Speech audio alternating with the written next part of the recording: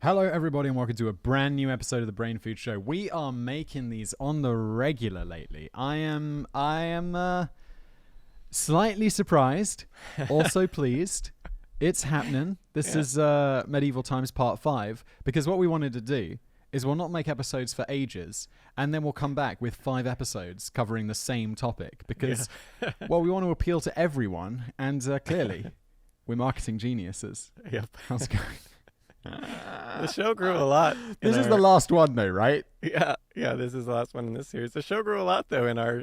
Every time we would come back, it would be like way more popular than before. I mean, it's weird that whenever we make episodes, more people watch. I mean, I would never have expected this. Yeah. Ever. That's my attempt at sarcasm. This is the last medieval one, right? It is. Because I mean, I don't want to say that I'm sick of it, because that's obviously bad for. You know, bad. Yeah. You don't want to start your show being like, just a heads up. This one is the same stuff as before. No, I like it. I also like some variety in my life. But we got some variety coming up. Yeah, I'm excited about variety. What have we got next week, or whenever we next release? Yeah. Are you ready to say? Do you know yet? I think I feel like you told me. So either you don't want to say, you want to keep it secret, so it must be extra good, or the fact that we're going to record it in about an hour and a half, and I just covered it and I'm completely blanking on even what it's about. Oh wait, I got it. Wow. Dude, you want to get checked for that. Maybe you should get one of those apps that trains your brain, you know? Yeah. It is on the origin of everyday things, and it is going to be chopsticks, spoons, forks, knives. Yeah, and whatnot. Now you might be thinking, Simon just asked David for, podcast banter. No, Simon asked David because he also totally forgot, even though he'd been told 5 minutes ago what it was about. Literally, we just talked about it and we both forgot. Yeah. I like that. I recently, and I think I even brought up that I recently made a Business Blaze video about forks, which, obviously that's a really strong reason to go and subscribe to that channel, because everyone loves a bit of fork talk. But they were the tools of the devil or something. And God gave, people were like, God gave you perfectly good hands for eating. Yeah. And I'm like, as a huge fan of KFC, I'd agree. Yeah. And going back to the other thing, it is kind of funny, though, with because we both forget what we've just covered like 5 seconds before. Oh my God, dude. It is amazing. You asked me what I recorded on videos last week. I couldn't tell you. Yeah. Tell me about this person's life. I'd be like, I don't know. They're a soldier, maybe. Right. Yeah. Well, it's amazing because I've just spent the day going over this. And I can't even remember what it's going to be on. But then once we get started, it's just right there somehow. It's all there. It's all there. Somehow. It's the same like when I watch a video later. I'll be like, I remember everything about this. But if you quizzed me on it, it'd be like, this is crazy. But also, like, imagine preparing for exams, like university or whatever, or school. It's like you never just read the book and you're like, ready. Yeah. It's always you got to read the book like 17 times and then write it down again and then make some mind map or some shit. Yeah. I'm like, people are like, you don't remember this? I'm like, obviously not. When was the last time you read a book and remembered every damn detail? Yeah. Yep.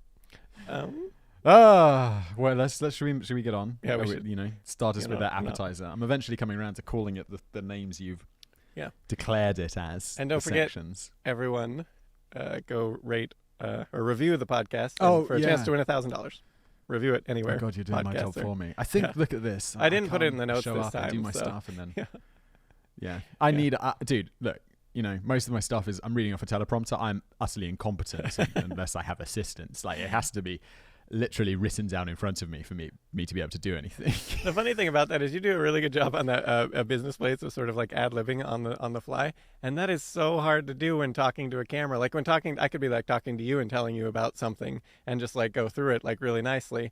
But then like when you're trying to ad-lib in front of the camera, it's just like your brain just is like, nope, I'm not talking to a person. I need a script. Like I just have a cardboard cutout of Worf from Star Trek. And I pretend no, not really. I'm just kidding.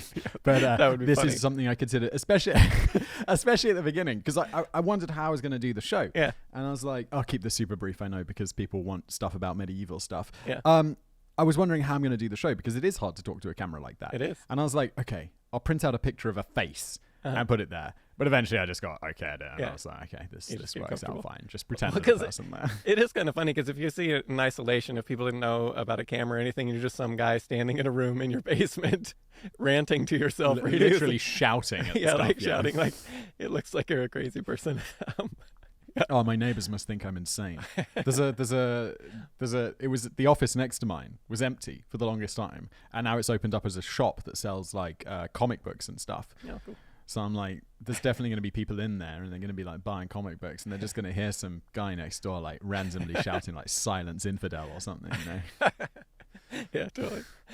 Someone's going to call the police eventually. Yeah. So appetizer for. Oh my god, a friend of mine. Sorry, I know. I'm sorry. I have to tell you a story. Okay. A friend of mine was coming home from the shops, like the mall, and he lives right next door to it. And he's coming home with his daughter, who was having an absolute fit, just going mad, like just having one of these. I think she's like 4 years old, 3 years old, just having an absolute tantrum. Yeah. And he takes her home, and he's like, "Wife, help, please!" And the police show up at his door. Oh. And yeah. And they're just, "Hello there. We just want to make sure that you have a daughter, and we'd like to see her." And because they were like, someone had called the police just in case she was being kidnapped. And I was like, one, that's intense. And two, I'm glad. I was like, that's pretty great. Like, there's someone actually called the cops on like this because you don't know what's going on. Yeah. No. Yeah, That was crazy. Sorry. Let's do some show. Let's jump in. So appetizer today. So chastity belts are like a thing in like popular entertainment, but were they actually ever a thing worn by like women or men, or really women is the stereotype there in medieval I times? don't know what you're up to, but When her knightly man was off in like medieval raping, times. murdering, and pillaging for profit and fun. So was this ever actually a thing? It turns out, or at least ever actually a thing in medieval time, I should say. It turns out, no, it does not appear so. So it would appear that the actual popularity of the chastity belts and sort of the myth came about in the 18th to 19th century, thanks to the obsession with like masturbation as a societal ill. And so there's some speculation that women wore it in the workplace, like in the Industrial Revolution and everything, to protect themselves, but that isn't actually really clear totally, or to what extent, if it was the case. That said, bringing this back to forks, why did they think it was sinful? I mean, God gave you perfectly good hands. yeah, totally. We're gonna get into that. We're gonna get into that in detail and some funny things. But so yeah, that said, there was, if you go back to the late medieval period, that is the first known depiction of a chastity belt-like device. It was in Conrad Kaiser's 1405 book. Kaiser. Let's call him Kaiser. Yeah, let's go with that. Military technology, his book on military technology called Bellefortis. And in the book, Kaiser writes about and draws various things like battering rams, crossbows, instruments of tortures, mentions how to castrate a man. And then also, not like totally related to war, but kind of tangentially, merely to soldiers' pastimes, he described a female chastity device. And this was drawn by Kaiser and had some accompanying text that stated, "These are hard iron breeches of Florentine women, which are closed at the front." Yeah, so he goes on to state in a sort of ironic tone, "Padlocks unto the four-legged creatures, breeches onto the women of Florence. A joke binds this lovely series together. I recommend them to the noble and obedient youth." Wait, what's going on a four-legged creature? What's going on? Padlocks, I'm not sure. And he's joking around here, basically. And so given that sort of the tongue-in-cheek nature of this, it's generally thought he was really just sort of making fun of Florentine women or talking about how they're really hard to sleep with, rather than actually something that they physically wore or anything like that.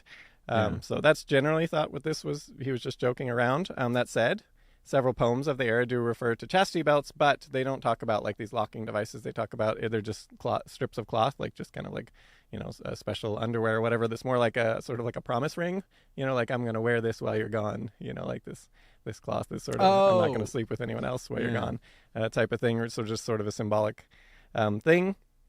And that said, wait, so what's that ring? Isn't there a ring that people wear I feel like this is definitely an American thing that I've just heard about in movies. That is like a thing that people wear, saying that they're not gonna have sex until they get married. Is that a promise ring, or is that like you're promising yourself? Wait, what's a promise ring? I should know that, but actually, maybe. You're my resident American. You're who I have to go to ask these questions. Well, so see, I I was thinking in my mind, promise ring was one thing, but now that you're saying that, I kind of think that maybe you're right. Oh, sweet. Let's do a quick. It doesn't matter. This really is like off topic. I was just curious. Are you Googling it? Yes.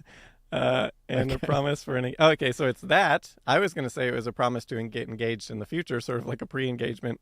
Well, ring. that's an engagement But ring. you are correct that it also signifies I'm going to stay monogamous, and or I'm going to stay. Well, is it just commitment to monogamous?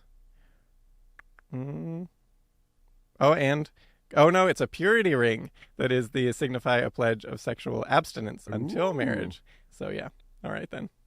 Yeah, no, I have none of those. Yeah, all right then. I don't believe in it. It's also an American emo band from Milwaukee. Oh, yeah. Oh, okay. Yeah. That's an interesting choice for an emo band, I guess. Yeah. Um, So where were we? So yeah. Also, so the medieval period is generally thought to end around the end of the 15th century, but there are paintings and drawings from the 15th and 16th century showing women wearing metal chastity belts, and even, but noteworthy here in these, they often also have like padlocks on their tongues and stuff, which obviously is not something anyone actually did with the tongue part. So it's generally thought that these were just sort of, just fictional narrative things. And they do appear in fictional narrative stuff of like jealous husbands, locking up their wives with these things.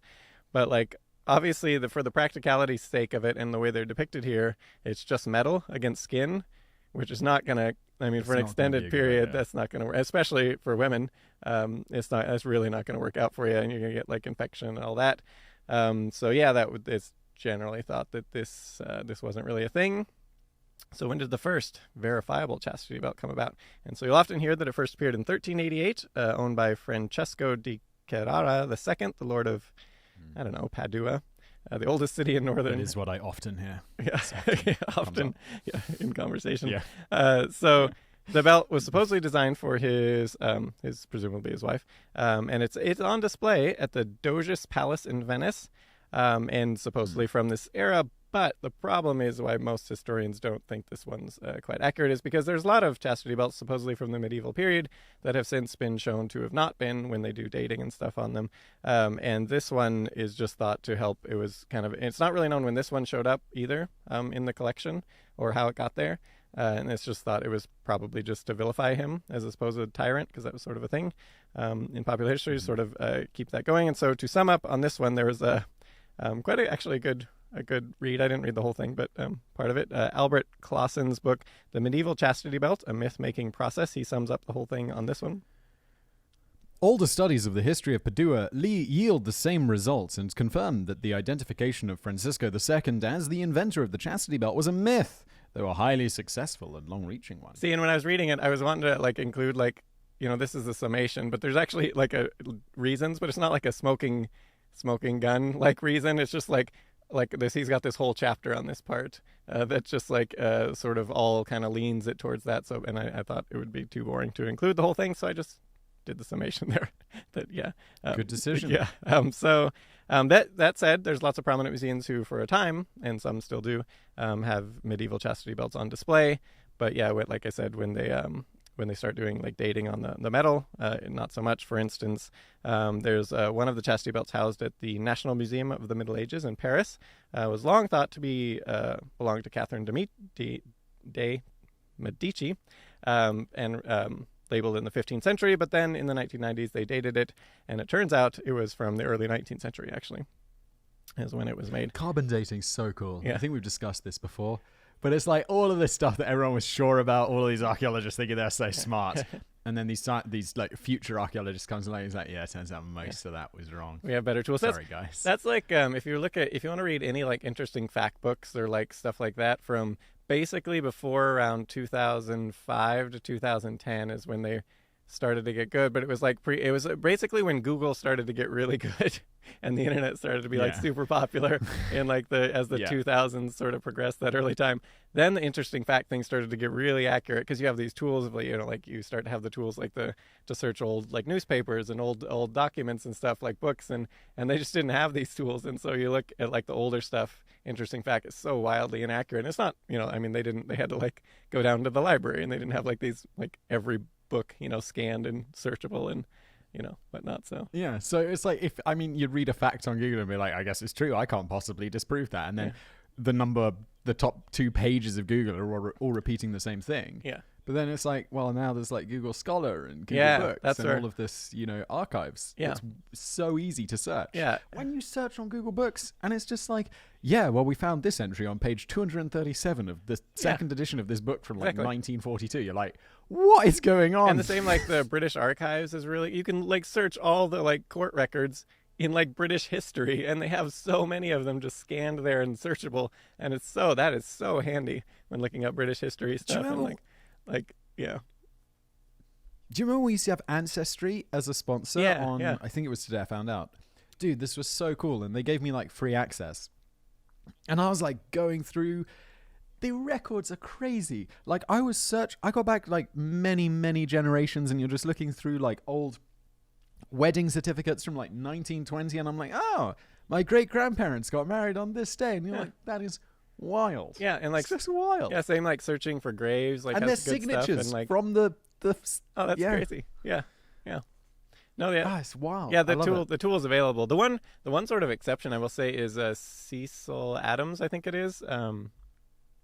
Straight dope. Really accurate really accurate for the tools. Not he, it's probably like a team or whatever, but you know, like that they had available. Really super accurate. Now granted, they were doing like one piece a week or whatever for the newspaper, and probably like a whole team of people, and you know, journalism background and everything like when that. When did Snopes kick off? That was also back in the day, right? Yeah, and that was at least back in the day used to be considered super accurate. I don't know. Every time I mention Snopes now, everyone's like, "Oh, that one's so inaccurate." And I'm like, "That's never been my experience with them." Oh. But maybe now. I don't know. I don't really come across their stuff too much anymore in researching. So I don't know if their Google search thing isn't or whatever. But yeah, I don't know. Maybe they're not accurate anymore. I don't know. But they used to be. At least that was always my impression. Yeah, I remember like Straight Dope and Snopes from like these were some of the earliest websites I remember, you know, enjoying. Yeah, back in the Snopes was one of the late 90s. Snopes was one of the best there in the early going. So in any event, so where were we? So yeah, now you got the Brain Food Show. Yeah, right. For that. Yeah. Totally. Today I Found Out. Yeah, very accurate. So yeah, Victorian era is when it actually seems to be that chastity belts sort of had their heyday, other than like modern times, which are arguably more popular now than ever in history. So yeah, and as the internet, yeah, right, and as mentioned, is to prevent masturbation in the Victorian, and it was used as sort of like a medical device, like it could be like doctor recommended for a youth who couldn't, you know, keep their hands off themselves or whatever. So, and they actually got around the metal on skin problem here by the Victorian era chastity belts typically had like leather or some sort of padded soft covering underneath. To sort of help. I'm imagining some sort of steampunky chastity belt right now. Yeah, but and also they didn't just leave it on like all the time. Like the depiction of like the woman who has to wear it like the whole time, and like, you know, like there's someone who has a key to take it off sometimes. But you know, yeah. So these the cloth or leather or whatever would be changed a lot or whatever. So yeah. So example. So just to talk about the societal evil of the masturbation. So there's a book, 1853 book entitled The Silent Friend, gives an example of one LD and what happened to him due to his constant masturbation. He less resembled a living creature than a corpse, lying upon straw, meagre, pale, and filthy, casting forth an infectious stench, almost incapable of motion, a watery, palish blood issuing from the nose, the tongue frightfully swelling, and saliva constantly frothing in his mouth. The discovery of the mind was equal to the body. It sounds more like he had rabies rather than... Yeah, exactly. So yeah, and then in a medical text, a few decades later, it said that you should... Teach your boy that when he handles or excites the sexual organs, all parts of the body suffer. This is why it is called self-abuse. The skin is terrible and is, in fact, the sin is terrible. Sorry, I thought it was making his skin terrible, which, based on this kind of stuff, you might well believe. Yeah. The sin is terrible and is, in fact, worse than lying or stealing. For although these are wicked and will ruin the soul, self-abuse will ruin the soul and body. The loathsome habit lays the foundation for consumption. It's tuberculosis.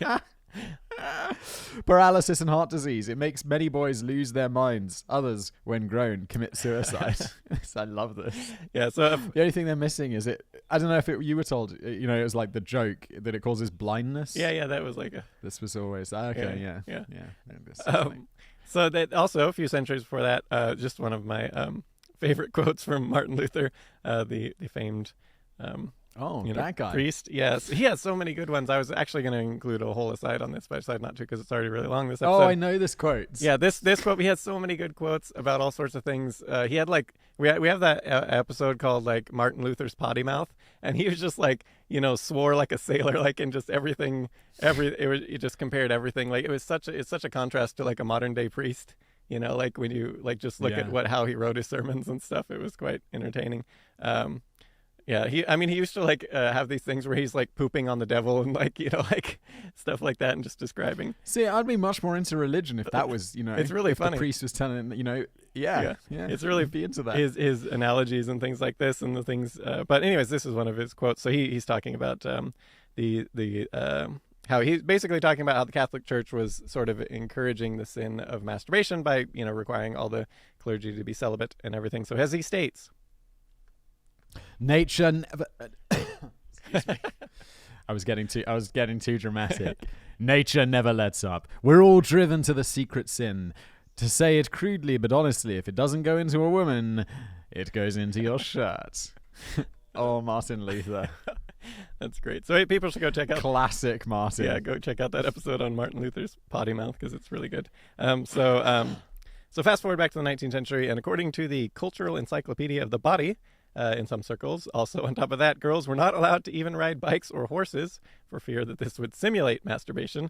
And boys, they further made special pants that were designed to prevent them from touching their genitals through the pockets.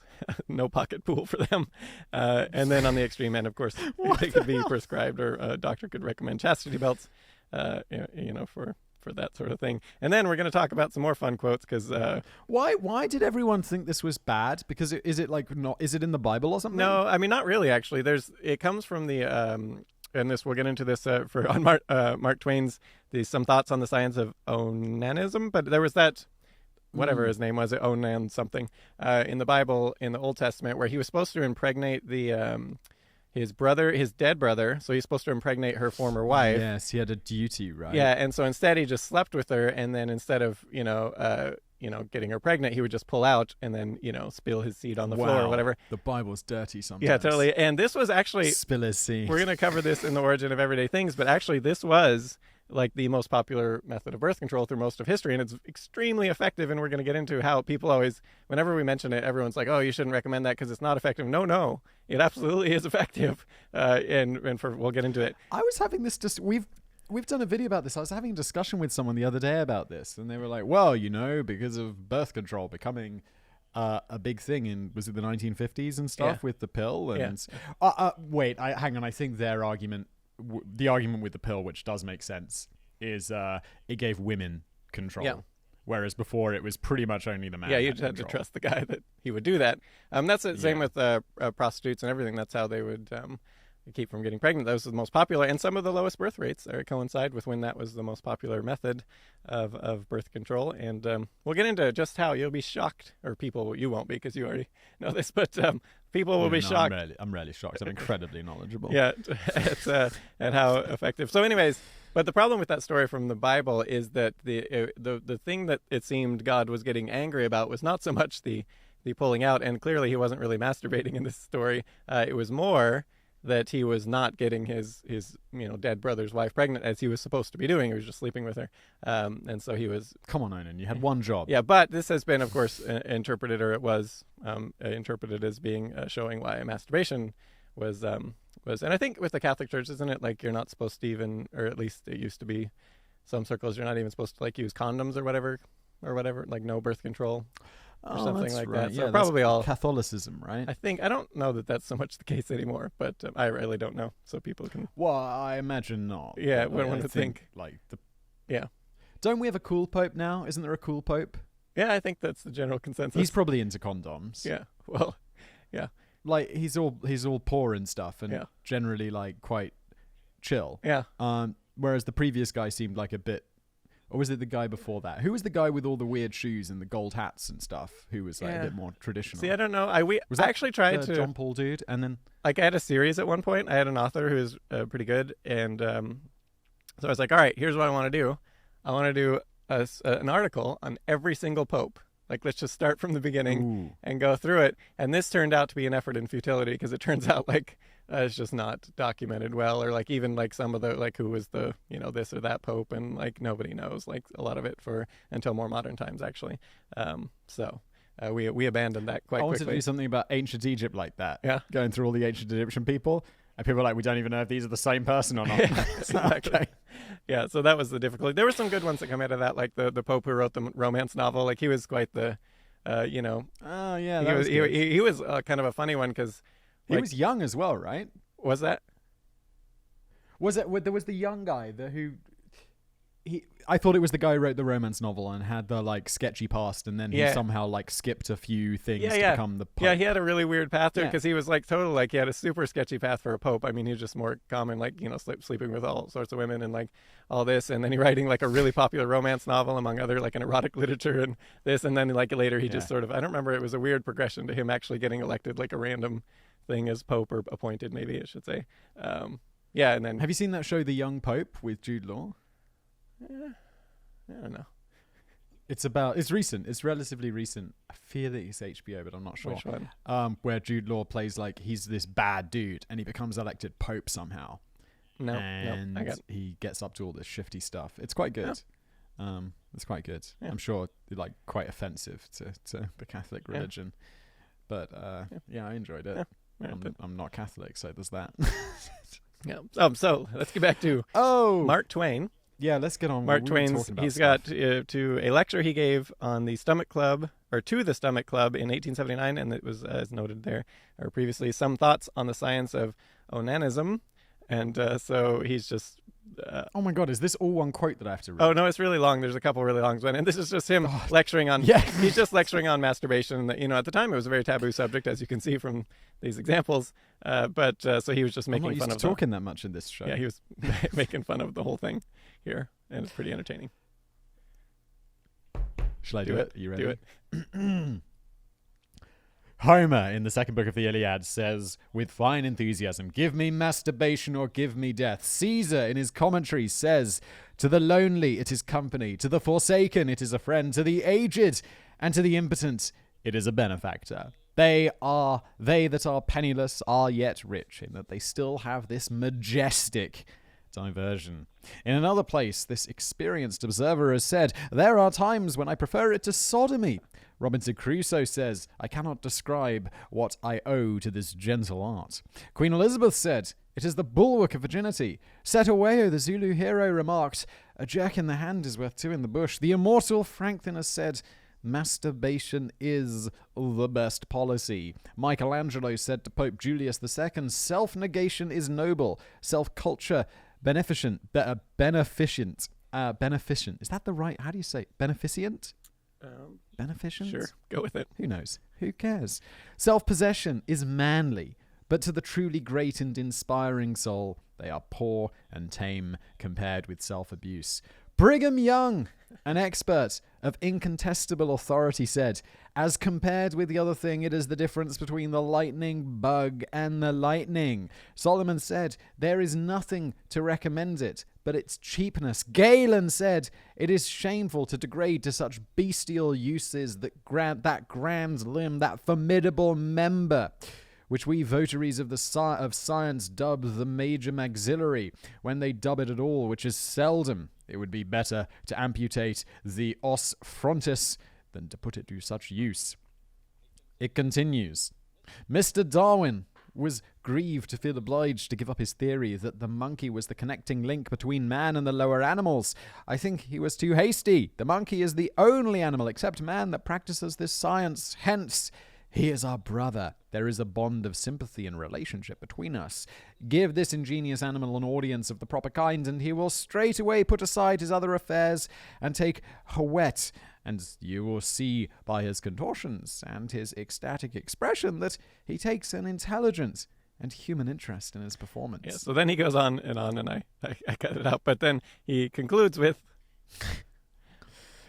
Of all the various kinds of sexual intercourse, this has the least to recommend it. As an amusement, it is too fleeting. As an occupation, too wearing. As a public exhibition, there is no money in it. That one, not so He's much. never met cam girls, has he? Not the case anymore.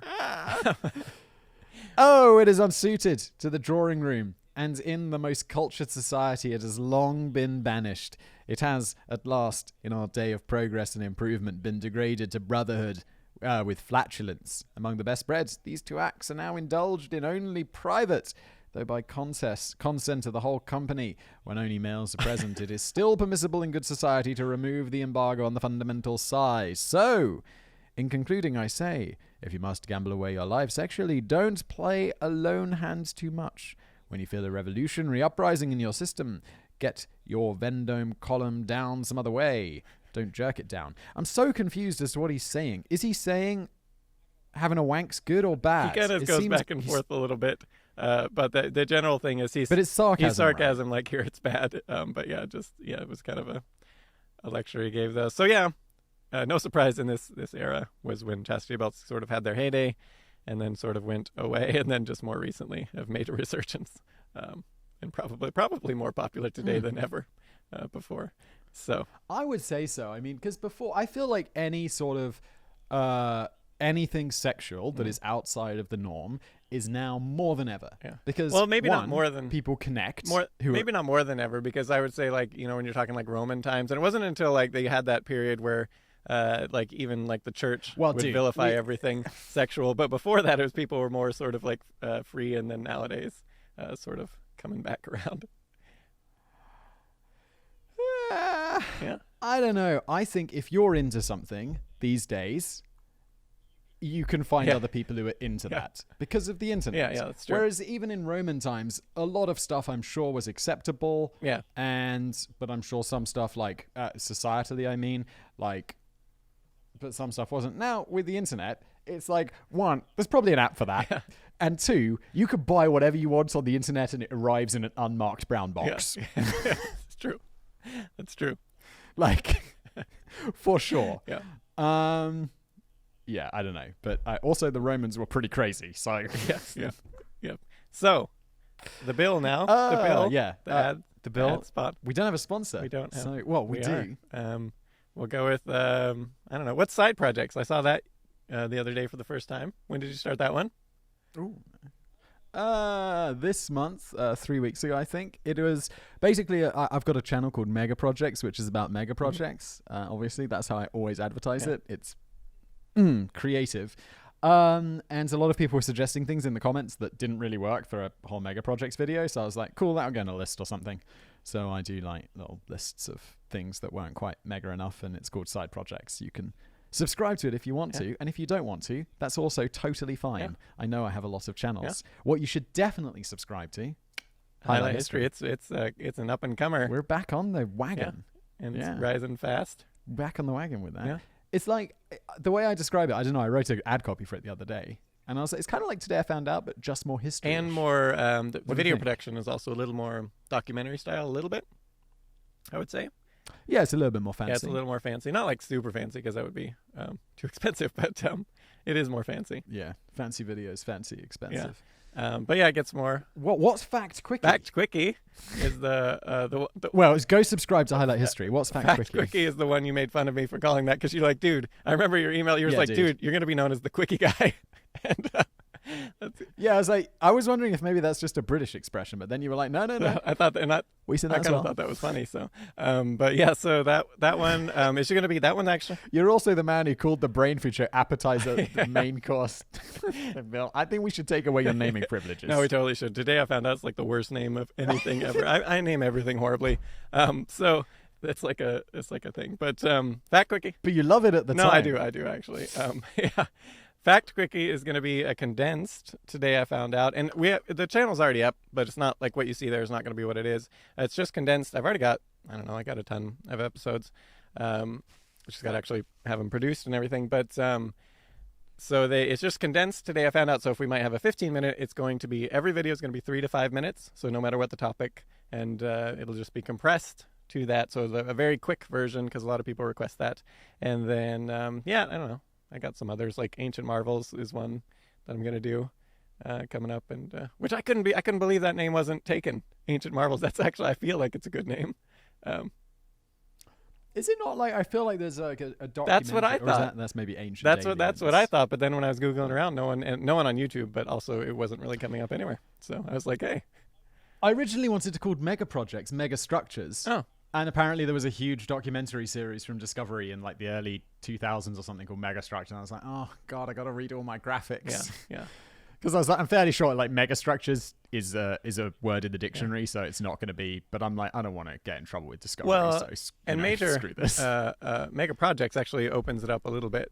You can like it a little bit more, right? So that's better. Exactly. Yeah. And we've done all this awesome. I was so pleased. We did a video all about the EU, like the founding of the EU, like arguably, certainly the most important political institution in Europe. And I was like, this is so cool. This is a great mega project. And I was super pleased with the video. And it's now like half as many people watched it. It's like, yeah, people just want to hear about big boats. Yeah. I guess. Come on, watch I want to do stuff like this. Yeah, you want to diversify. That's one of the weaknesses of Today I found out versus like a lot of other channels, because it's so broad that it's like when you're putting out a video every day too, people pick and choose, which is really bad for the algorithm, because it's like, oh, we'll watch one every 7 days because this one is my interest and the others are not. And when you hit the one that I find interesting, and it's just really bad algorithmically, and just posting every day like that. So sort of like that. People ask why I do different channels for different things. That's the reason. And it does so much better, like mega projects and stuff. You look like, and if you post less often and stuff like that, that also helps. But yeah, that's specific, because then it gets everyone who's interested in that, and then they click on like every single one, which is really good for the algorithm and everything. And they probably have better watch through rates than the general populace, who might be like, oh, I'll click that one, and then like, no, this one's not interesting me in like 3 minutes, so I'll move on then. But yeah, that's it. Today I found out it's way too broad, and like, yeah, exactly. Well, fact quickly, highlight history, side projects. We are making some stuff. Doing it. That Ancient Marvels, actually, because I actually wanted to do a music one, because I was almost like a music major and all that. But that one, I put up a poll on what channels to do next, and Ancient Marvels just dominated. It was like 80%. It was crazy. Out of, I don't know, like 50,000 votes or whatever it was. It just dominated because like, yeah. So anyway, that one's coming too soon. Of course, like history is just, I mean, people love history. People love marvels. I did a video. I think it was even called like 5 ancient marvels that people forgot. Yeah. And I'm like, yeah, that video did well. Yeah, of course it did. Exactly. So yeah, I am still going to do the music one, just because I just think that one's more interesting to me. But yeah. Dude, you're going to get absolutely destroyed by copyright claims. Yeah, but I'll work around it. It's like you've talked about doing a film one, and I'm like, dude, oh yeah. And people often suggest like, why don't you do one about pop culture or something? You can watch all these movies you've never seen. I'm like, because I like making money, to be honest. Because I don't want Warner Brothers to take all my money when I make a video about a Warner Brothers movie. Yeah, that was actually Flickfacts was actually years ago. I did a test one on that, and it did really well it was a brand new channel, no promotion, anything, and it still got, I don't know, like 10,000 views or something, which is crazy for like brand new, no promotion. It just was this the Terminator video? So I do that. And it got like 3 copyright dings, and none of them were legitimate. Not a single one, but I couldn't argue them, because you just say, oh, no, that's not legitimate. That's clearly fair use. And like in every case it was, very carefully. And in every case, the person just rejected it, because they can. They just like, no, we're yeah. It's like, take me to court. What are you going to do? And you're obviously not going to do that. When you do get big, I think you can start, like CinemaSins, I believe, has like a whole like legal team that like they throw at the problem. This is true, and this is what you should do.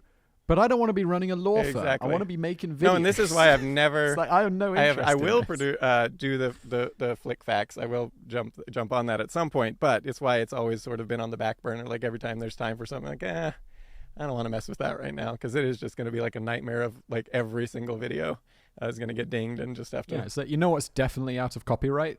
The pyramids. Yeah, exactly. Yeah, exactly. But yeah. Anyways, that was the longest ad spot in the world. Well, yeah, it's for our own stuff. Yeah. We're extra motivated. We pay well.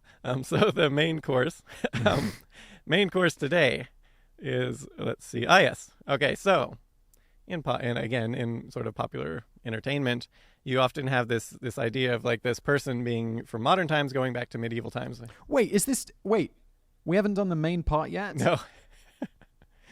Oh. Okay. We're 40 minutes in, dude. This one's going to be good. Oh, okay. All right. Sorry, yeah. This will be our longest one because this one actually it's pretty long from here. That was the quickest part we already did. Yeah, this is like when you have the chicken wings as an appetizer. You're already full by the time the main course comes. Totally. This is like the breadsticks at Olive Garden. So you have that perception that you get transported back in time to medieval times, and then the people, the English speaker, just talks English to everyone, right? And maybe they have a little different accent or something like that, but everyone can speak. But could you actually, if you went back to medieval times, could you actually speak to people back there in medieval times? And again, to No, I don't reckon. well, I mean, you're pretty much right, but I guess it depends. depends. So it goes from the 5th to the 15th century. So that's a pretty big gap. That's typically when most people would say medieval times is. But I mean, dude, you read like a Charles Dickens book or whatever from 100-something years ago, and you're like, what is he talking about? Like, one is his use of like punctuation is a mystery, and then like there's words and sentences that are just like, what? And that was way shorter time See, ago. I like if you ever go read like Ben Franklin's autobiography, I love the way he writes, and he'll have these like page-long sentences. It's like one sentence, but it's a whole page long, and I actually really like it in the way he talks. And his autobiography is super entertaining and hilarious. Like he's got that one point where he's talking about like why men should always sleep with older women. Like as a thing, and he's like arguing for like older. Oh, I think this has come up in a video. It's a really funny like rant he goes on. And then he has this rant about why women should be educated, and he's just like, you know what? For the people who say no, women can't be educated, whatever, you have like moral issue with it, but like throw that out. He's like, you know who are fun to talk to is educated women. You know who are not fun to talk to is not educated women. And so this is sort of his argument. And he has this whole thing about older educated women are like the ones to go for. It's really kind of a funny, and it's so funny because this is like this, genius of like one of the geniuses in human history, right? And it's just so weird to like see his thoughts and his joke and his sense of humor. Like he definitely had an awesome sense of humor. He belonged to that one club that would go in caves. They would go in caves and just like it was like a debauchery club, like the Hellfire Club, I think it was, and they would just go. It was really funny, and that was kind of a funny one. We did a video on that at some point, but yeah. Anyways, was this the one with the British guy? Yeah, there was some. It was some British. I feel like this was when he was in the UK. Something cave. It was. I think it was called the Hellfire Club or something like that, and it was pretty funny. It feels right. Yeah.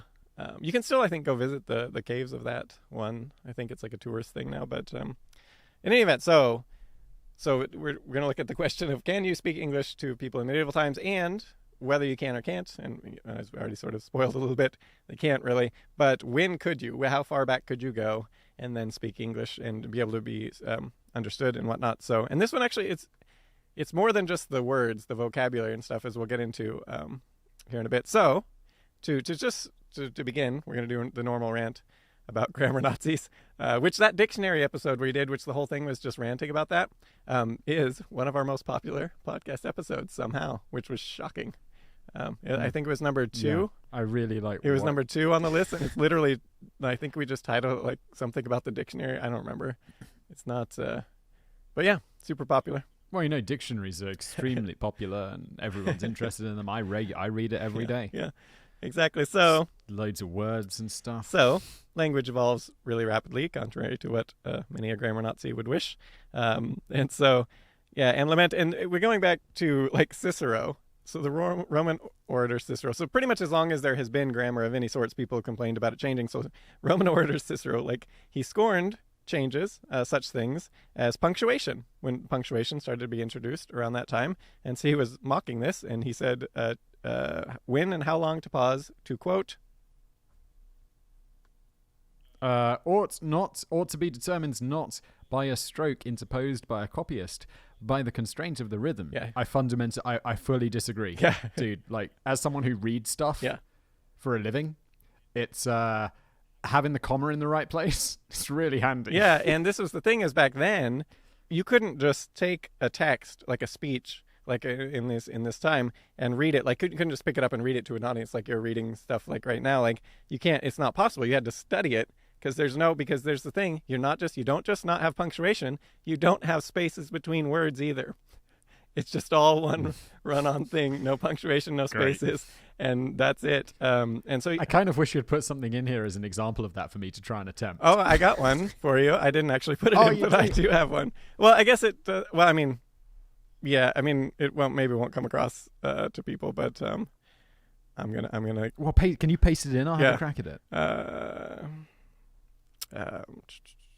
Embarrass myself, because I think I'm quite a good sight reader these days. Yeah, here it is. I'd like to see what. Oh, and everything's capitalized. There was no lowercase, so you didn't even have that. Oh, great. That'll be extra handy. Yeah, so I'm going to letters. Paste it in. Do I have to read it as if they're shouting? Yeah. In the beginning, there was no punctuation, lowercase letters, or even spaces between words. The real so was no grammatical way of distinguishing when an idea had finished and a new one begun. I think that should be began. It didn't help that the idea of standardized spelling was also, that's also not a thing. Not a thing. At least, oh great, so yeah, you included that as well. At least not as we would think of it.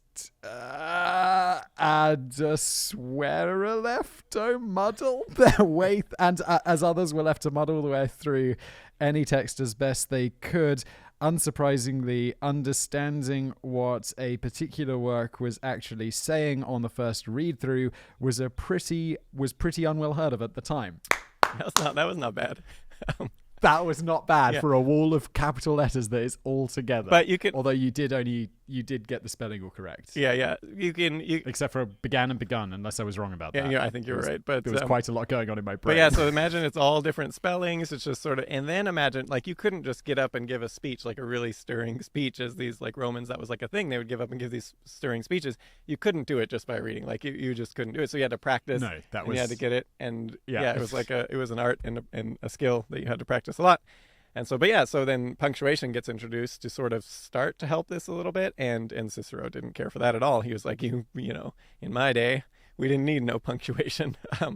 So it wasn't, it turns out, until approximately the 7th and 8th centuries, I think is, on this one, we're talking spaces between words, is the 7th and 8th centuries, and it was thought to be by Irish and Scottish monks who were really tired of wrestling with unfamiliar Latin words and whatnot, so they started introducing spaces between the words when they would figure it out, just to make it easier to read things. Because you can imagine that, like, you've come across a word you don't even know, and then there's no spaces between anything, not standardized spelling.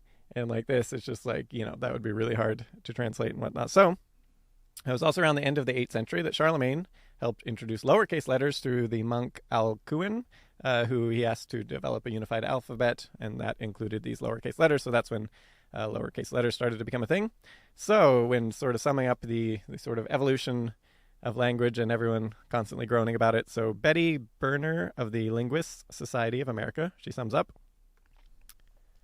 The speech patterns of young people tend to grate on the ears of adults because they're unfamiliar. Also, new words and phrases are used in spoken or informal language sooner than in formal written language, so it's true that the phrases you may hear a teenager use may not be appropriate for business letters, but that doesn't mean they're worse, just newer. I always keep this in mind because I hear like new phrases and stuff and I'm like, oh, that's a bit tiresome.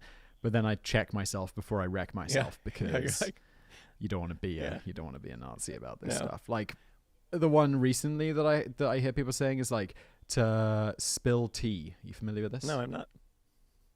To spill the tea means to like to gossip about someone. Not quite, but like if we were talking smack about someone And I was like, yeah, but did you hear they did this? Oh, we were spilling the tea. Oh, all right then. And then there was another one. And to bring receipts means, yeah. I don't, See, this is good. No, Isn't I it? don't know Look this at one. us. I'm so middle-aged. Okay, boomer. It means to have evidence to back it up. So like maybe you have like some video of them doing something or something they posted on their Instagram or like their DMs or something. Yeah. All right. We're like, going to have an episode. Yeah. So I'm like, cool. Yeah. Whatever. We're going to have an episode on text messaging and why text messaging is like a major language revolution and everyone should embrace the stuff that everyone hates. But it's happened so rapidly that, people hate it extra much. But yeah, we're going to have a whole episode on it because it's super fascinating. The whole, and it's actually really sort of on the evolution of language, which we're covering, partially right here, but we're going to cover it in more depth there. And all the dictionary episode people are going to yeah, love this is going to be good. If we're going to get another big episode. That's the thing. This was one of the most interesting ones we have ever produced, like articles in the history lab, 5,000 or whatever articles on Today I Found Out, and like 2,000 videos or whatever. This one, and it just bombed on YouTube. Even on a reposting, I think I was like, no, everyone should watch this, and it bombed the second time too, and just nobody cared. And I was like, this is like insanely fascinating, but we're gonna force it down people's throat on the podcast because we can do that, and it's gonna be good. I think the podcast actually platform is a little better for this particular one because I think it was also the problem was it was so long. Like even in video form, it was like 30 minutes or something like that. So, yeah, so... Okay, boomer. Yeah, so we're going to get over to the... Just calling this a radio form. Yeah, we're going to go to the...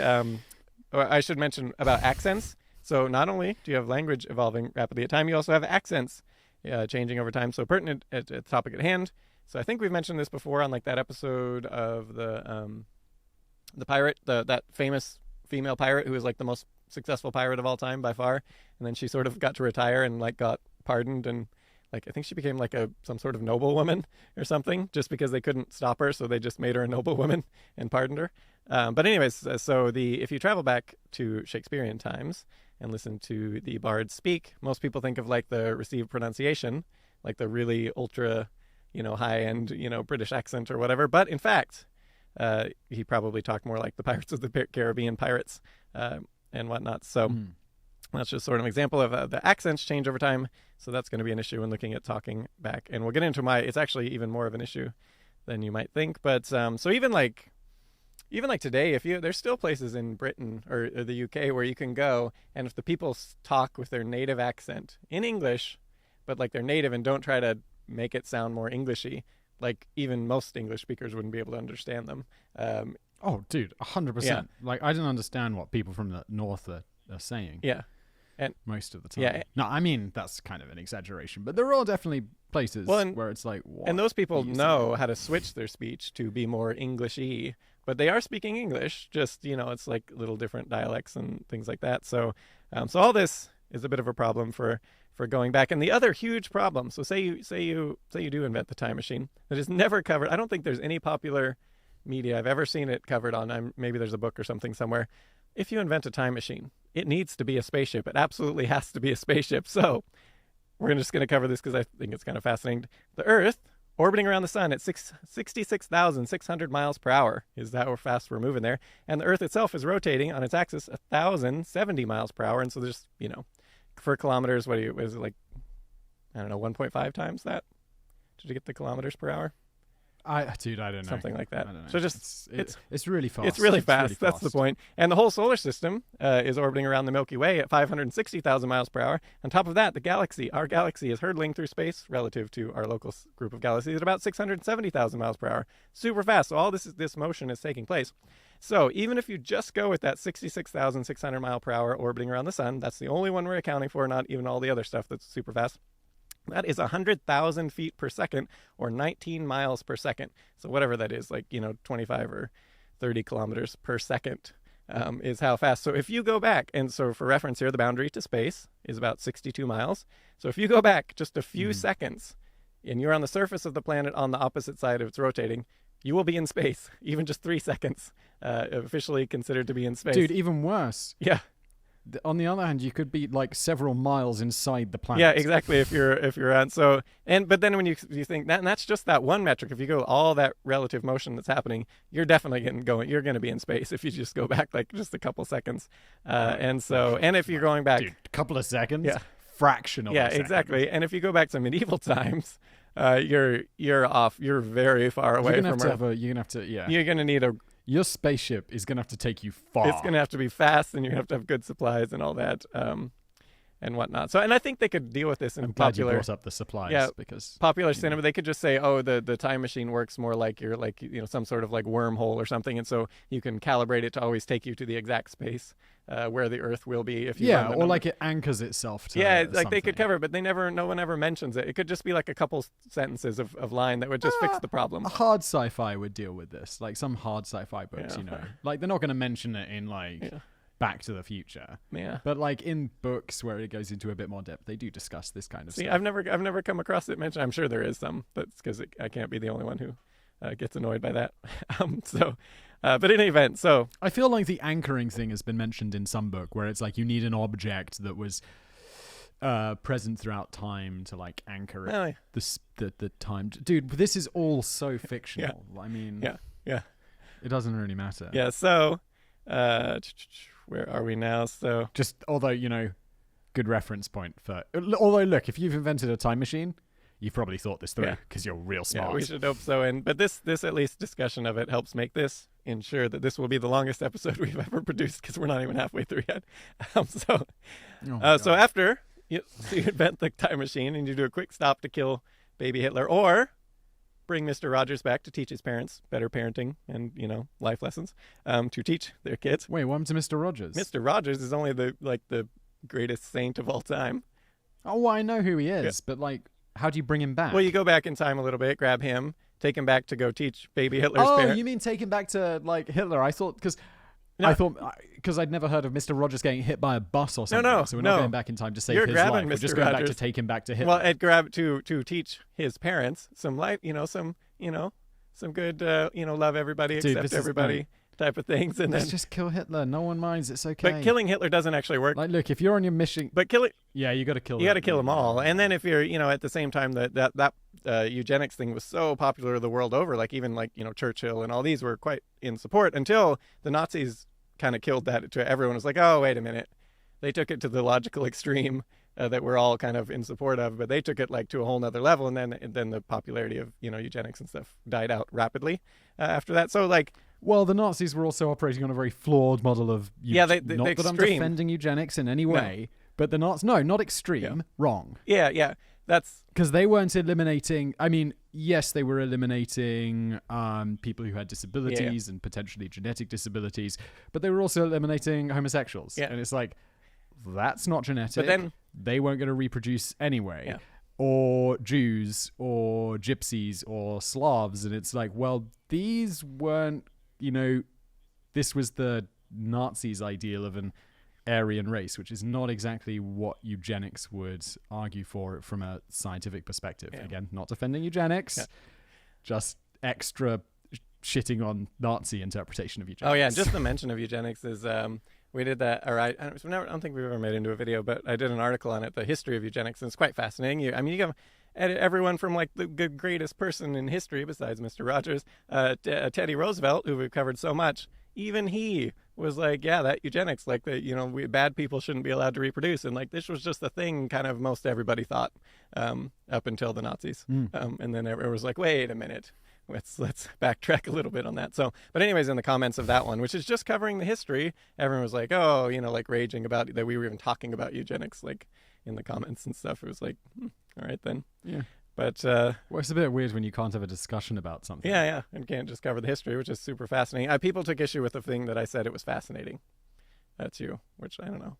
Well, the Nazis are fascinating. It doesn't mean I'm supporting the them. Nazis were fascinating. It doesn't. Yeah.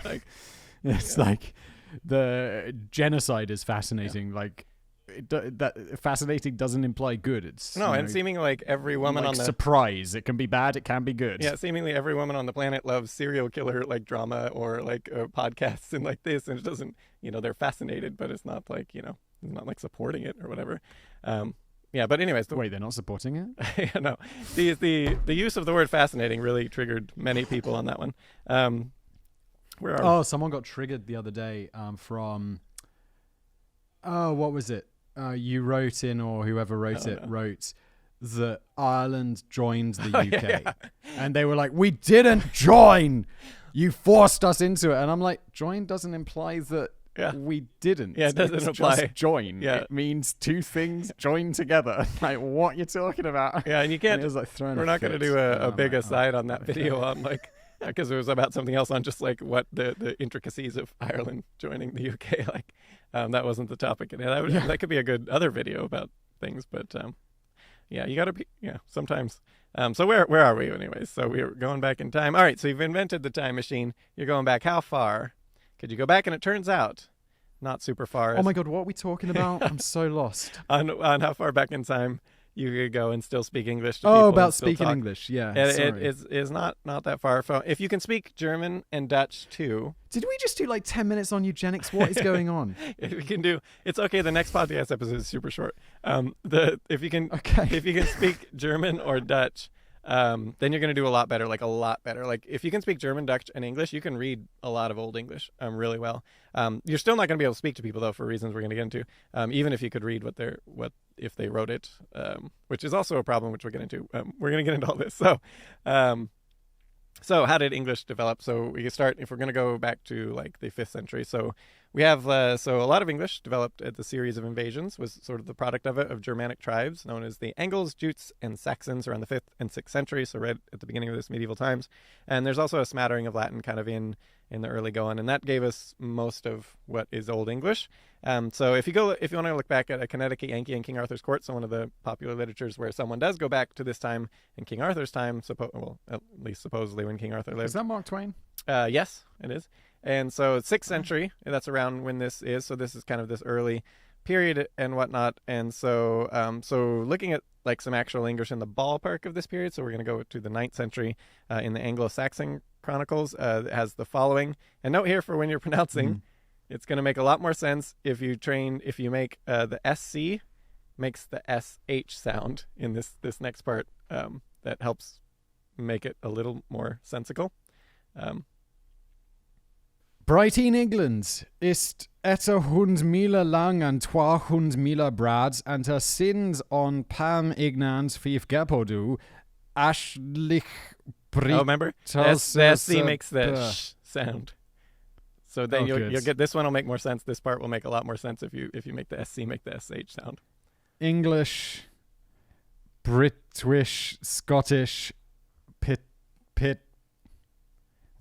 Pittish, and I was wondering if you would know that one because I had never heard of this one. So in the modern English it translates to the island's Britain is 800 miles long and 200 miles broad, and there are in the island 5 nations: English, Welsh, Scottish, Pictish, and Latin. No, don't know it. Don't know Pictish. I didn't know if that was something that covered in English history or something. Yeah, they were the Picts, right? Picts. Okay. But I don't know anything about them. Oh, I didn't. I'd never even heard of them at all. Like, it's completely. Yeah, all the others are familiar, of course, but so I've never heard of the Welsh. If you look at it, like, and if you kind of like, if you look at sort of, and you kind of look at the text, it's not like completely a foreign language. And if you can speak German or Dutch as well, you're going to do even better. But you're not gonna be able to talk. Like, even forget about accents and all that sort of, and you're not going to be able to talk to anyone. But I mean, at this point, about 50% of the core of modern English was in place. So I mean, if you didn't have the accent different and stuff like that, you might be able to pick out words here and there to get by. So then the Vikings would come along a few hundred years and around the 8th century, and they would lend a lot of words to Old English. From Old Norse, so that kind of gets a little closer to English. And then Norman conquest, which is a significant one there, 1066, and that they firmly established the version of French, the Old Norman, as a language of choice for the elite of the country, which then kind of trickled down to the masses to some extent, and the common English kind of trickled up to the elite, and so they kind of had this meshing of languages, and that sort of all combined brings us to Middle English that spanned around the 12th through the 15th centuries, and is kind of as mentioned, 15th century is kind of when medieval times is generally considered to have ended. So during the 14th century, the upper class still spoke the Anglo-Norman, but as the century progressed, it's significant here, it almost was completely displaced by English there. So, and then we get to the latter half of the 14th century, and that's where we have Chaucer and the Canterbury Tales and stuff like that. And English started to look a lot more familiar at this point. So if you look, I mean, you can probably read this one and kind of get what's being said here. A knight there was, and that a worthy man, that fro the time he first began to riden out, he loved chivalry, truth and honour, freedom and courtesy. Full worthy was he in his lords were, and thereto had he ridden no man fur. In Christendom as in heathenese, and ever honoured for his worthinessy. Yeah, and so you did really good with that, but if people could see it, like okay. this, yeah, the spellings are really weird. It's messy. All over the place. So that's very unfamiliar. But the words... We use Google Docs. There's so many red lines underneath. Yeah. The words themselves are familiar. Error.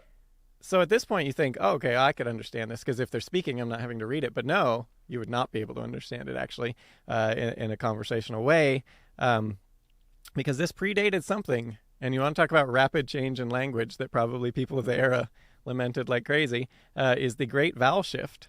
So around the mid-14th century, it concluded around the 16th century or so, there was this really rapid change in the way different vowels in English were spoken. And so for a couple examples here, in Middle English, the word bite would be pronounced beat, and the word meat would be pronounced mate. And so it just like all the vowels had different sounds basically. And you could see how this would be a problem trying to understand someone talking. So like even if they were say meet later, I'm not sure how they would say later, but they would say mate later, and later would be also different. But so you could see that would a different connotation and whatnot. So you just, I mean, given a time, you'd probably be able to figure out these vowels like, oh, I got it. You'd start to figure out why all the vowels sound different than we expect them to sound. But this would be so hard to understand anyone, even if they were using modern English, it would be weird to understand them. But then also you have other differences as well, and whatnot. So, so still you're not going to be able to speak very well before the Great Vowel Shift concluded, and then we got kind of the vowel sounds we have today. And then, of course, we're not going to be able to recognize a lot of words. So you could think, oh, but I'll get around it because they could write it. Because, I mean, you just read that thing just fine, the writing. Even though this bad. But they don't write in like Times New Roman, right? If you go look at texts that were written like the original Chaucer texts and stuff like this, you're not going to be able to read that. Also people can't write and stuff. Really. Yeah, most people can't write back in the day. Yeah, but even if you could find someone who did, people could just Google it. It's not. You're not going to be able to read it. You're just not. It's not something we're familiar with the way they write. So you're still not going to be able to do it. So we do. Although when you have this Great Vowel Shift happening, and it was around this time where things in just like a century switched, where it was like all of a sudden, no way you're gonna, and then all of a sudden, oh yeah, we would be able to start understanding them. So we consider, 1561, we have the play Gorboduc, where it says, persistent plague, a poisonous ill, hath sown sores in certain now of late. A wood-spirited heart with a wayward will, a stubborn stomach to nourish debate. Bleared yet blinded eyes, a brazen breast, a laden brain, I reckon, not the rest. So there, it's a lot more... But again, it's messy. Yeah, it is messy, but it's still pretty readable. And here, again, is sort of at the end of the Great Vowel Shift, where they would at least start pronouncing the words more like we would pronounce them to some extent. Anyway, they still have some accent problems and stuff like that. So that brings us to the turn of the 16th and 17th centuries there. And this is where we're starting to make we're there. So if you've ever read like Shakespeare's plays, King James Bible, you got it. Like you can read what it says, right? So this is when the way they speak and sort of the words are starting to really be fairly familiar. And so that is when we could sort of start to make some progress and actually talk, as long as you're not, and this significant here was also when things started to become more standardized with language. So like, as we've noted, like in Britain and stuff, you can go like 30 miles away and find like a completely different dialect and whatnot. But this started to be a little bit more standardized, particularly in London, where it's sort of like a melting pot of all this stuff that sort of got standardization. So if you go to London, you would start to be able to talk, but you would again, so you would have this, the accent would be very different than you would expect. So you were thinking Shakespeare, as mentioned, you're thinking like received pronunciation, but what you would actually get is something akin to original pronunciation, which is generally described as sort of a mix of the American and Irish accent, or like pirate speak is another common thing. So like a blending so of cool. Everyone's speaking like a pirate. Yeah, exactly, and particularly like you'd make a movie about this, and you'd make it legitimate, and everyone in your movie speaking like a pirate. And everyone would be like, "Well, why?" It was a bit bad. I mean, they just had everyone speak like a pirate. So no, and it's so much better too for like Shakespeare, because Shakespeare was very body and like this, and like people think of it all this like refined Shakespeare, and you have these like received pronunciation. It's like, no, these were like for the common man. These plays were made to like rile people up and like be like very body and like all this and this, and speaking like a pirate is what they actually did, and whatnot. So this also gets sort of compared to the West Country English accent for people, and that also is why we have the general sort of pirate speak, because it's not obviously the way Hollywood depicts it is not actually how pirates talked and whatnot. There's pirates from different languages and everything, and even the English pirates probably didn't talk like that. But the West Country English accent from the is quite similar, and the reason that all sort of got put together is Robert Newton's 1950s portrayal of Long John Silver in Treasure Island. It sort of set the standard there, and from there he used the West Country English dialect, because that's where he grew up, and also where Long John Silver supposedly grew up in the story or whatever. And so they did have fishing and shipyards and stuff there, and so they had different stuff like the yar and whatnot. That comes from that, and that was a thing in the early, when he grew up. That was a thing there, and that just sort of meant okay, that was just kind of the affirmation thing there. And so he borrowed a lot of this dialect. And, do you want fries with that? Arr! Yeah, exactly. And so he just borrowed it for that, and that portrayal was so popular and sort of like set the standard for pirate speak. And so that is why the West Country accent, which is more like Shakespearean, how they would have talked back then in London, and whatnot. So, and if people want to go check it out, David and Ben Crystal, I believe their father-son team, they have a great video on this where they demonstrate the accent, and they also explain in great detail how linguists actually know how the Shakespearean people talked, how they would have talked there, and it's quite fascinating. If I remember, I will put a link to it, but if I don't, just Google David and Ben Crystal Shakespearean accent or whatever. I'm sure it'll come up. But yeah, so let's see, where are we now? So yeah, this is the time in history where you could finally, so that if you're not too far before the 16th century, you could go back and speak, but that is after medieval times. So you would not be able to go back to medieval times and speak. So then from that point, it would be more of like a culture shock problem, where you got your extreme racism, sexism, religious extremism, rampant disease everywhere, relatively poor disease everywhere. Yeah, relatively poor hygiene, because this was when the disease everywhere started to get people to bathe less often, as we discussed previously. I mean, they still tried to keep themselves clean, but not like to modern standards, especially at this point when they weren't going to bathhouses all the time. And then like London smelling just like so awful because of like the great stink and like all this, and everything was awful and horrible, and that would be the more thing that would, but you'd at least be able to talk to people for the most part. They would just think you talked a little weird. Yeah. And use some words sometimes. You'll be able to talk to them about their extremely racist, sexist, and religiously extreme views. Yeah, you'd get by. They would not understand some words you said, and vice versa, but you could get by. Yeah. At that Meanwhile, point, giving you smallpox.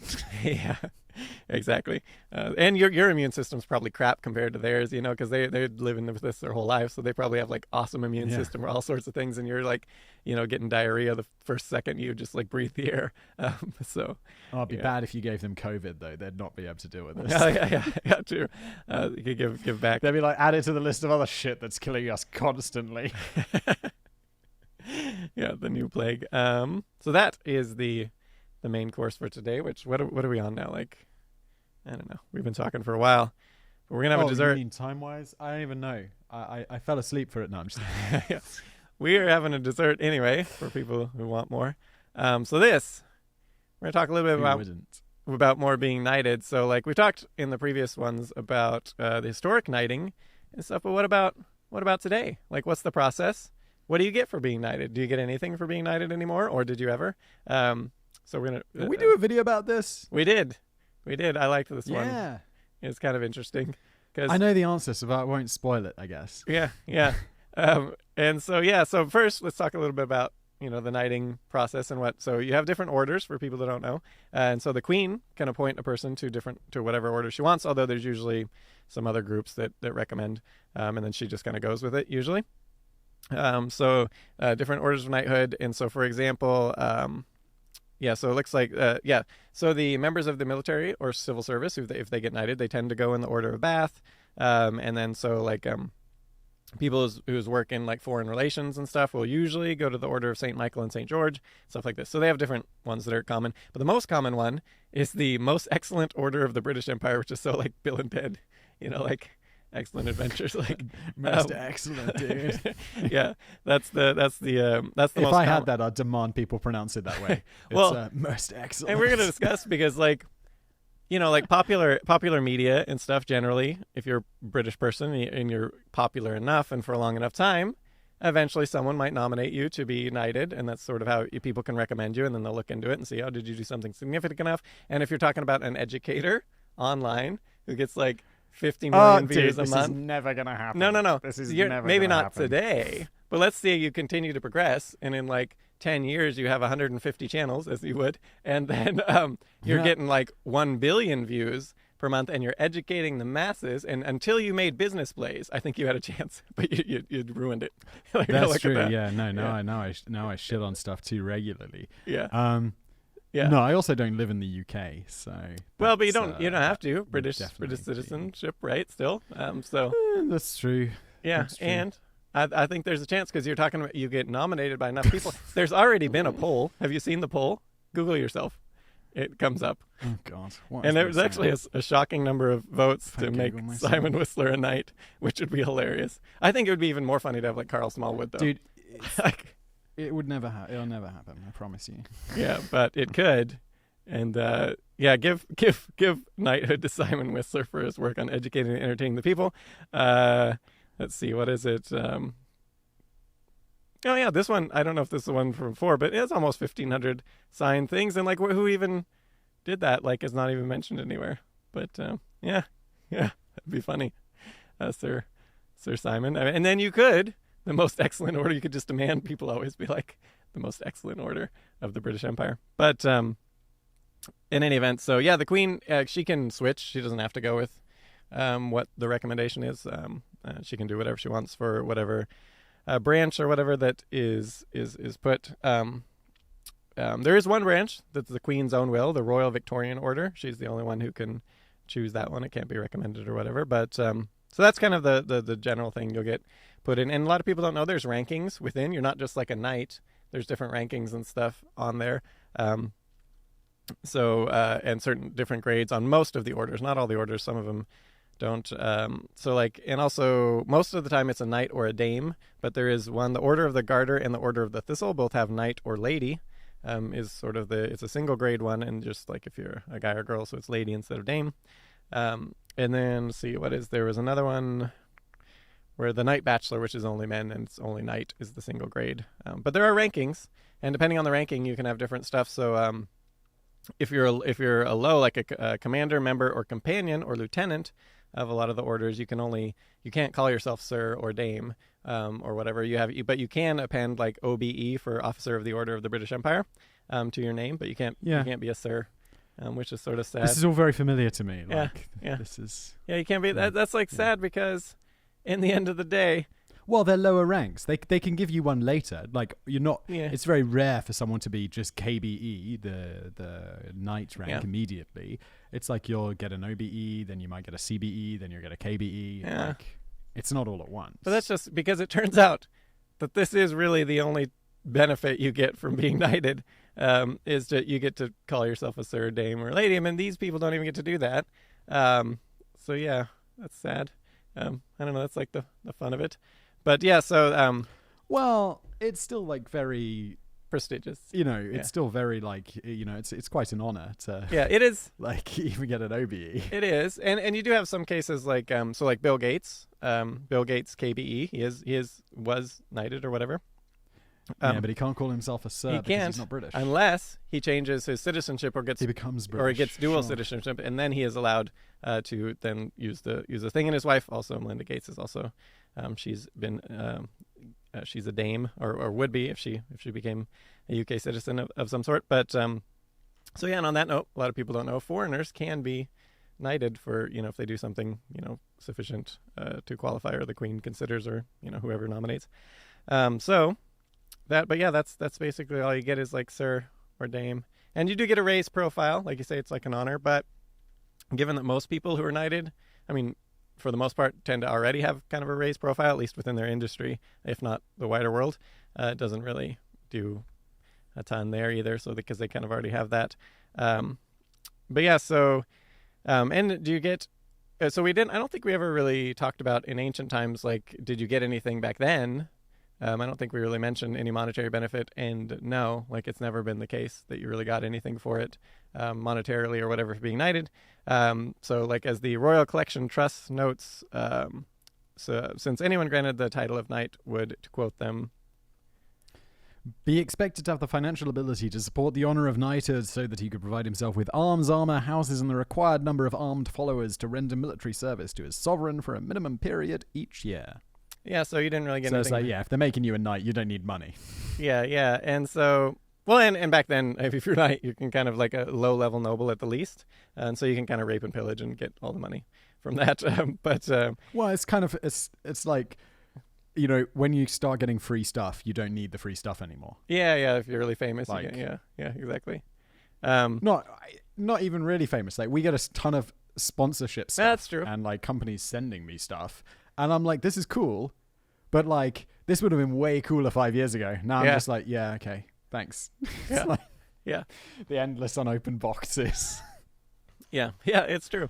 It's true. But one historical advantage, though, if you were a knight, that isn't so much a thing today. Well, I guess it could be to some extent. So if you're captured in battle and you're a knight, back then you generally, they wouldn't kill you. Like if you're like a general plebeian, yeah, they're just slaughtering you. You're dead. But if you're like a knight, they're like, all right, we'll ransom you back. And so, and this the same, but you didn't actually have to be a knight to do it. If you just were very obviously wealthy, they would just ransom you back, because it's sort of funny to think about, because it was all the lower level people who were like, fighting the battles for these wealthy people to sort of, for their more lands and all this. And then the wealthy were just like, they just get captured rather than killed, quite often. And then we just ransom back. Whereas the plebeians like, no, slaughter them. Like they're just cattle. Look, I mean, yeah. But even, I mean, today, there's no argument there. It's definitely better not to be a peasant in the past. Yeah. We discussed this many times in the medieval series. You don't want to be a peasant. Yeah, exactly. I mean, you don't want to be in the past. You definitely don't want to be a peasant in the past. You don't want to be anything in the past, basically. No, but definitely not peasants. Even today, if you're a knighted person and like you get captured by some, I don't know, you're in North Korea or something, I would think the British would take more issue to that than like a random citizen, because it's a little higher profile, probably make the news, and then they got to do something about it a little more. So I think there's probably still some like added protection there, one would think, but it's just less likely. To happen. And I like to think if I was captured, they'd be like, oh shit, Simon, YouTuber, like that captured. one time we gotta rescue him. That's the one time you went to China and they told you, then they didn't like you bring your film gear or whatever or something like that. I had to fill out a form, when you get a visa for somewhere, and they're like, what's your occupation? I always write advertising because it's technically true and it doesn't draw attention.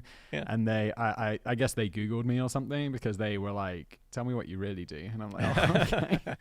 And they were just like, please don't make any films in our country. And I was like, okay. It was quite disappointing too, because we wanted to do one on that city. There was like a city of some sort that's like, yeah, we definitely didn't, and we didn't discuss doing that, and that never happened. Yeah, we were not going to ever do that. It was never in the plan. No, we definitely weren't. There were no plans that ever were in place. Yeah. I have to edit that out. Yeah. So, well, if you ever want to go back to China, which you've been there already, what do you want to go back again? So, yeah. I don't like writing countries off in their entirety. Yeah. I can definitely never go to North Korea. I used to want to go to North Korea. Just because I thought it'd be interesting. I can definitely not. No, that wouldn't work out for you. But if you got knighted at some point, you went, then it could be boost your profile. No, then still be murdered. Make the news. But still murdered. So in the early going though, shit I've talked about. North Korea. It's funny because King Henry VIII changed so much in British history, like so many of the way things work, like the church and all this, but like so many other things.